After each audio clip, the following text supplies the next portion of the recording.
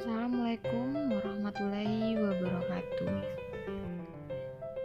Baiklah, materi yang akan kita bahas yaitu tentang menganalisis unsur kebahasaan dalam sebuah novel. Unsur pembangun novel terbagi atas dua, yaitu unsur intrinsik dan unsur ekstrinsik. Unsur novel yang paling utama adalah tema. Tema adalah gagasan utama yang menjiwai seluruh cerita novel.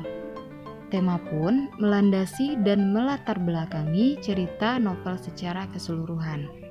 Tema memiliki sifat umum dan general yang dapat diambil dari lingkungan sekitar, permasalahan yang ada di masyarakat, kisah pribadi pengarang sendiri, pendidikan, sejarah, perjuangan romansa, persahabatan, dan lain-lain.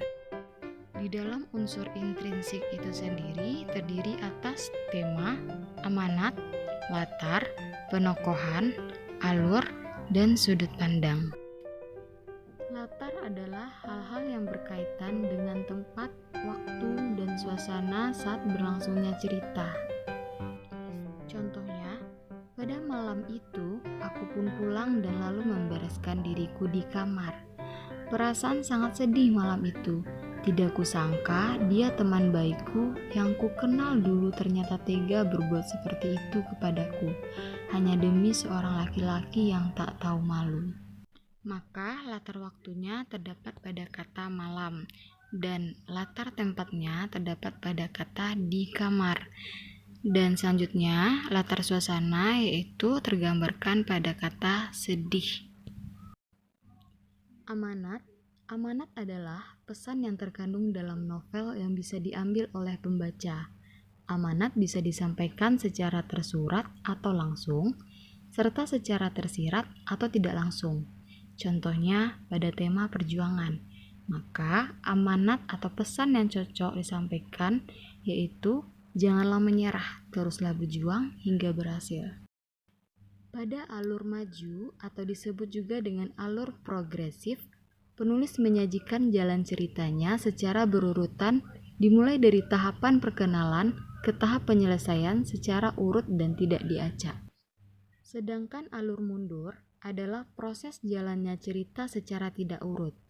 Biasanya, pengarang menyampaikan ceritanya dimulai dari konflik menuju penyelesaian. Kemudian, menceritakan kembali latar belakang timbulnya konflik tersebut.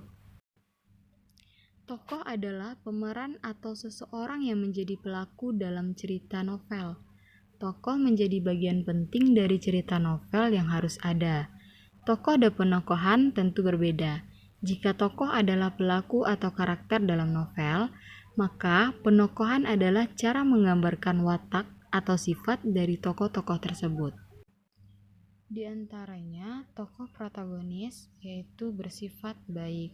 Tokoh antagonis berwatak jahat, tokoh tritagonis sebagai penengah, dan tokoh figuran yaitu sebagai pelengkap dari tokoh-tokoh lainnya. Selanjutnya penokohan. Teknik penokohan terbagi atas dua. Yang pertama penokohan analitik dan yang kedua penokohan dramatik. Penokohan analitik merupakan cara penampilan tokoh secara langsung melalui uraian, deskripsi, atau penjelasan oleh sang pengarang. Sedangkan penokohan dramatik adalah cara penampilan tokoh secara tidak langsung. Pengarang tidak mendeskripsikan secara eksplisit sifat dan serta tingkah laku tokoh. Sudut pandang atau point of view adalah cara pandang pengarang dalam menceritakan kisahnya dalam novel. Sudut pandang orang pertama yaitu cara seorang penulis menceritakan suatu cerpen dengan memakai kata ganti aku. Dengan kata lain, tokoh utama di dalam cerpen tersebut adalah penulis itu sendiri. Kemudian, sudut pandang orang ketiga, yaitu cara seorang penulis menceritakan suatu cerpen dengan memakai kata ganti dia. Artinya, tokoh utama dalam cerpen adalah fiktif atau hasil imajinasi si penulis. Sudut pandang orang pertama. Aku terdiam sejenak di bawah pohon-pohon. Tiba-tiba, aku teringat kenangan waktu aku masih menjadi siswi SMA dulu. Rasanya senang sekali. Aku tersenyum kecil sambil memejamkan mata mengenang setiap hal yang aku lakukan dulu. Maka, sudut pandang orang pertama tergambar pada kata aku. Sudut pandang orang ketiga, Sultan tidak percaya akan hal itu. Setelah ia melihat semua dengan mata kepalanya, Sultan baru percaya ucapan temannya. Ternyata kekasihnya tega seperti itu. Maka, sudut pandang orang ketiga tergambar pada kata Sultan. Kemudian kita masuk pada unsur ekstrinsik. Unsur ekstrinsik terbagi atas 3. Yang pertama, biografi pengarang. Kemudian nilai-nilai, dan ketiga situasi dan kondisi. Unsur ekstrinsik novel yang pertama adalah unsur biografi atau latar belakang penulis. Latar belakang penulis sangat mempengaruhi isi dan cerita novel secara signifikan. Yang dimaksud unsur biografi merupakan unsur tentang latar belakang penulis. Di antaranya meliputi tempat tinggal penulis, keluarganya, latar belakang pendidikannya, lingkungannya, dan sebagainya. Unsur sosial atau kondisi sosial budaya sangat erat kaitannya dengan kondisi masyarakat ketika novel dibuat. Artinya, keadaan sosial turut mempengaruhi isi dalam cerita novel tersebut. Unsur nilai adalah nilai-nilai yang terkandung dalam novel. Unsur ini turut melatar belakangi cerita novel dan arah jalan ceritanya dari awal sampai akhir.